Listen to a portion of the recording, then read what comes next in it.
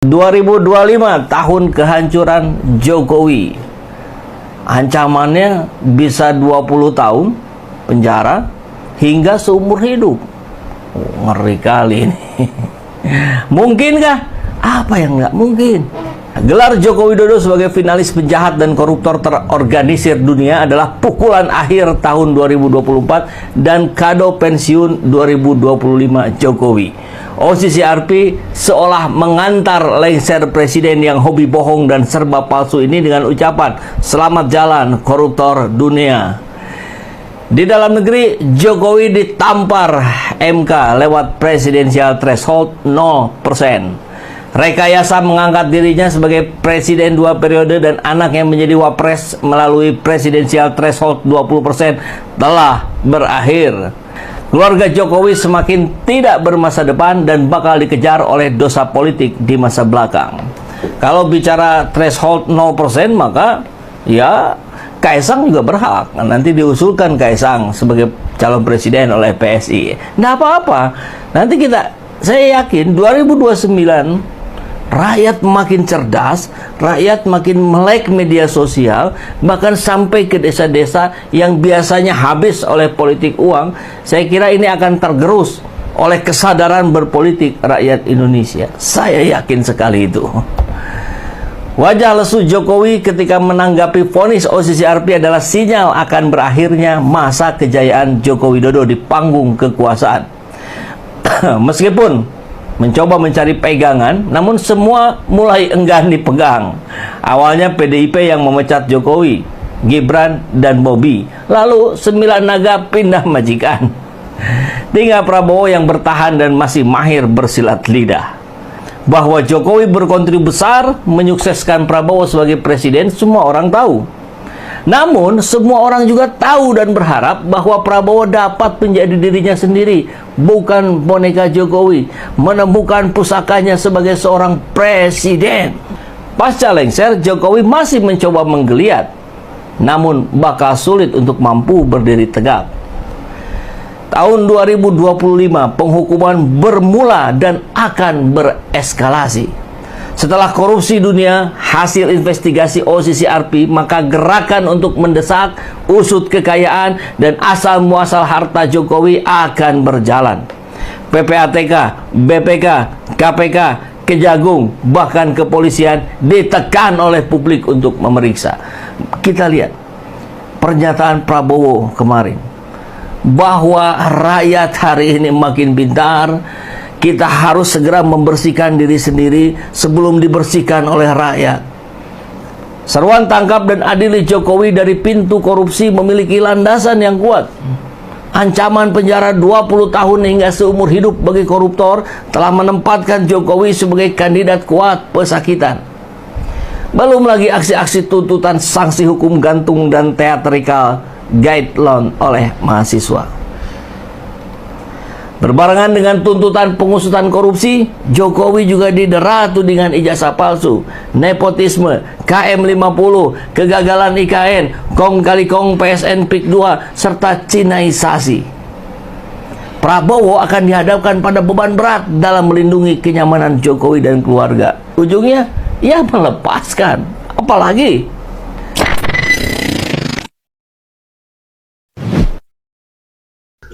ya, ataupun SMK. Kalau menurut saya bukan satu guru 50 orang, bahkan setiap mata pelajaran itu berganti gurunya. Jika udah SMP dan SMA ya. Tapi kalau SD itu cuma 3 guru agama, guru agama, guru olahraga, dan guru mata pelajaran yang sehari-hari. Nah, tapi gini fenomenanya yang saya alami saat ini ya. Tahun lalu saya dari Jawa Barat, saya pindahkan anak saya ke sekolahan salah satu di provinsi Sumatera ya. Nah, di sana tuh bangku udah penuh, udah nggak bisa, kata guru, gara bagian dari bagian administrasi, Pak udah nggak ada di sini. Tapi pihak kepala sekolah ya memaksakan, udah masukkan aja ini anak 2 orang, nggak apa-apa. Apa artinya? Bahwasanya pihak sekolah senang karena dana BOS bertambah jika muridnya banyak. Nah, yang jadi pertanyaan saat ini, masalah di dunia pendidikan kita ini semuanya kita ketahui bahwasanya infrastrukturnya, mau kalian bicara satu kelas 20 murid, kalau infrastrukturnya tidak memadai, omong kosong kawan ya. Saya tanya sama kalian, satu kecamatan berapa sekolah SMK di tempat kalian atau SMA? Adakah dua? Satu kecamatan. Saya tanya sekarang ini, dengan satu kecamatan berapa banyak masyarakat anak-anak didik yang akan masuk ke SMK tersebut atau SMP tersebut? Itu poinnya. Bukan masalah satu kelas itu 50, mau 100 murid pun, kalau mau 20 murid pun ya, kalau infrastrukturnya nggak ada, mau gimanain? Ya, sekarang ini KDM membuat kebijakan kayak gue jujur ya, kalau sama KDM kebijakannya gue sedikit agak itu, tapi kalau gue melihat di dunia pendidikan ya, karena fenomena nyatanya seperti itu, infrastrukturnya tidak memadai. Ini saya kasih contoh satu lagi ya. 2022 saya pindahkan anak saya dari Sumatera ini ke Jawa Barat, Cirebon ya.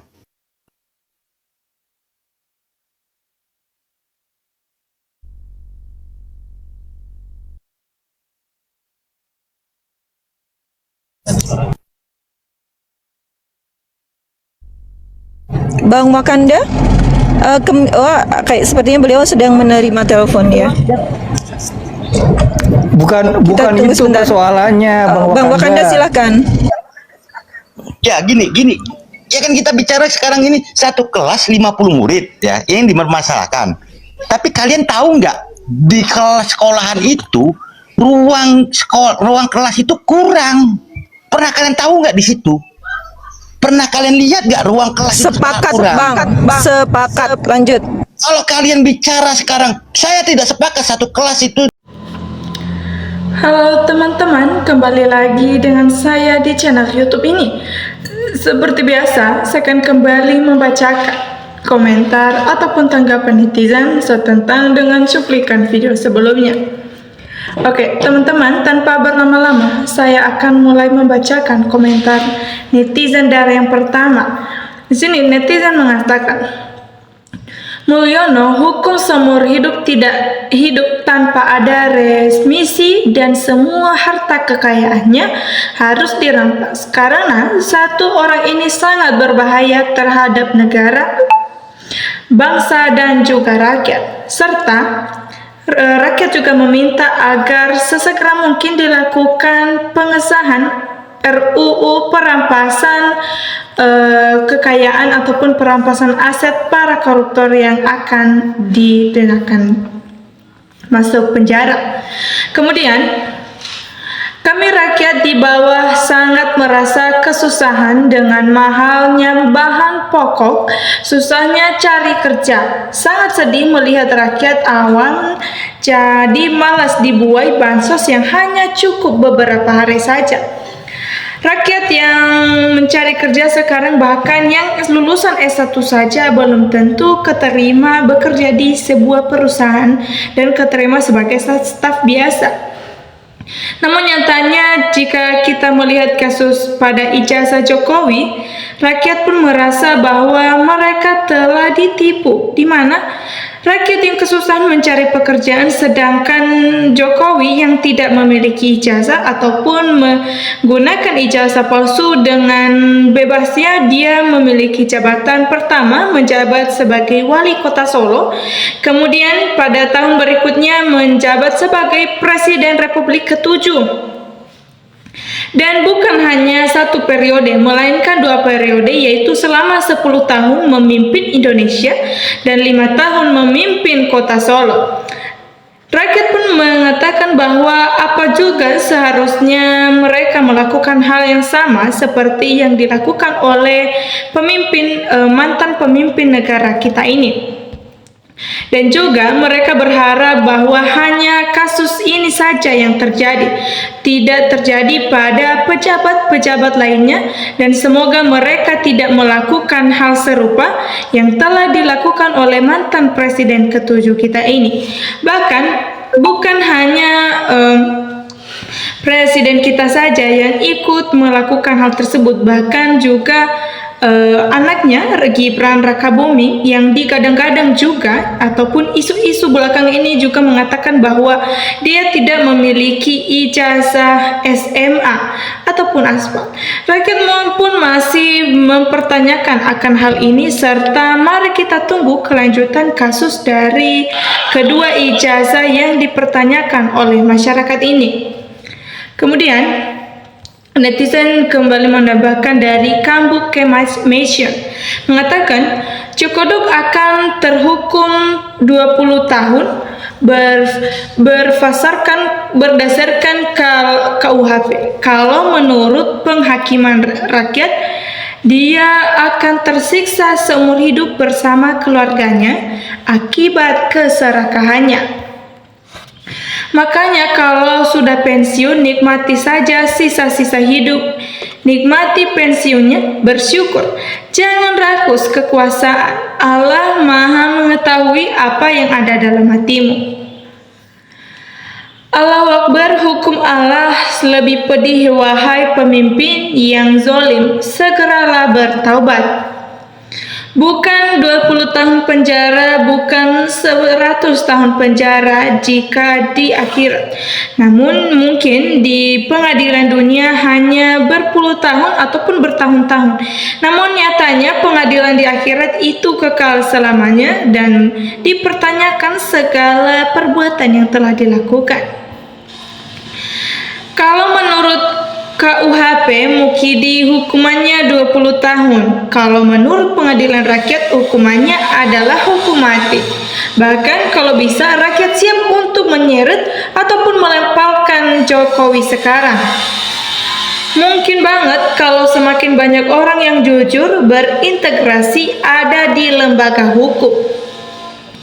Hukum omon-omon, jangan ngurus koruptor. Untuk memperlihatkan ijazah aslinya aja bertahun-tahun. Ricu belum selesai, belum juga terbukti. Sudah ada yang dipenjara, sudah banyak yang terintimidasi omon-omon ini. Tidak menemukan titik terang padahal sudah banyak bukti yang ditemukan. Bahkan beberapa bukti yang valid, banyak juga saksi yang telah berspekulasi mulai dari profesor di kehutanan pada masanya kuliahnya Jokowi, kemudian anaknya dari Hari Mulyono pun ikut speak up tentang ijazah Jokowi ini. Namun pada sampai hari ini masih belum juga menemukan titik terang dari kasus-kasus ini.